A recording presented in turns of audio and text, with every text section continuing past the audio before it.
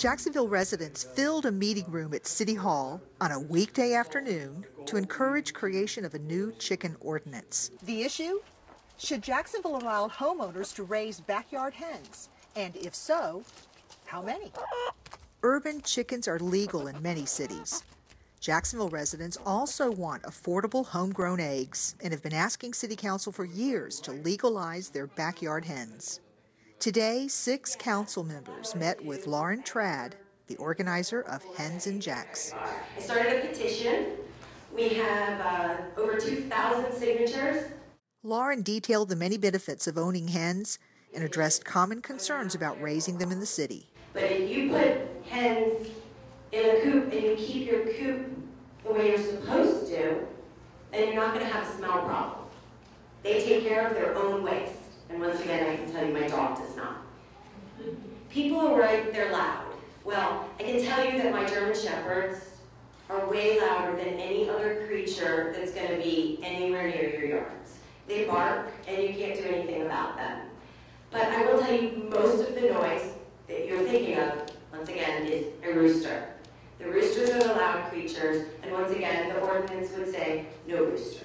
But an ordinance already protects us against noise. It protects you against those nuisance animals, somebody who's not taking care of their dogs.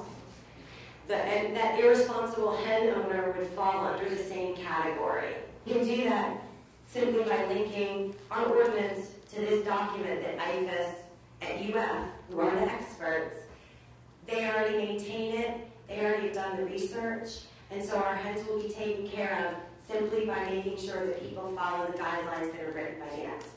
A bill that you would be proposing would limit the number of chickens? Yes, sir. We'd limit it only to hens. Once again, no roosters.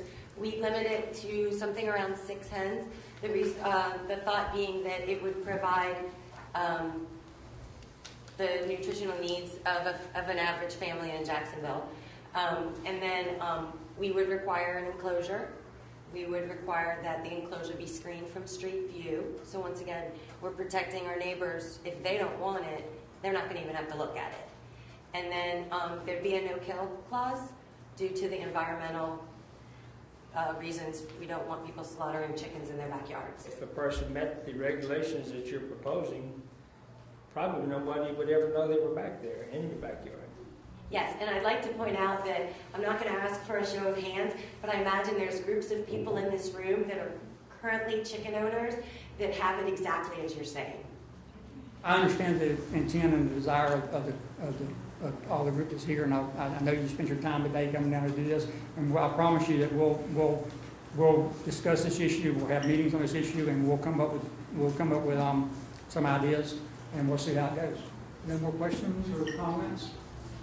We're adjourned. As an elected official, I have to be conscious of all these things. I can't get carried away with the enthusiasm of some folks that come up with some very good reasons for why we ought to do this. I've got to sit back and I've got to consider the best interest of the city as a whole and all of its citizens.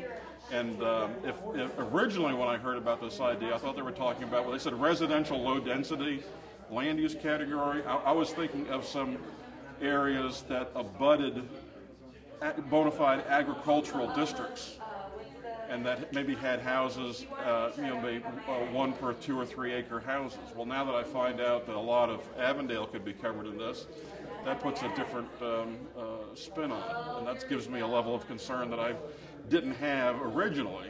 What do you think is going to happen from here? Well, we'll go now, and we'll go and pull all the ordinances of the other cities and look at those, and now it's public, and now we'll get the comments of both sides. If there's another side, a negative side, then we'll get to hear that, and that's always good. I mean, you got to look at that as a good way, because there may be some issues there that we may deal with, and so we'll do that, and we'll get all them information together, and then we'll have another meeting and talk about it, and probably come up with some kind of ordinance and see how it goes. I am so excited that finally people are going to take the time to talk about it. I think that if we can open the conversation, we truly can squash most of the objections, because once again, those objections are based on misconceptions. Once we start looking at the facts there's really no concern. As long as we require our homeowners to be responsible pet owners, just like we'd want them to do with their dogs and their cats, it really is a no-brainer, because animals that are kept well don't cause problems. And the hens can be exactly the same thing. What did you think of the turnout, both the council members and the audience? I was excited to see that a lot of the council members came. The fact that they showed up really means that we actually are going to get serious about this. Finally, we can finally maybe think of ourselves as a progressive city. We can only hope, right? How likely is it we'll get an ordinance? I think that I'd say probably 90% we're going to get an ordinance introduced. And then it comes down to whether the city council members are properly motivated to vote for it. Some of them are already in support. You can hear it in the way they speak. Some people have concerns because they don't think that their citizens in their districts want it. So now what we really need is we need everybody to let their councilmen know that this is what they want. Sustainable North Florida will continue following this potential new hen ordinance. Check our website and social media pages for updates. I'm Trish Michaels, reporting for Sustainable North Florida.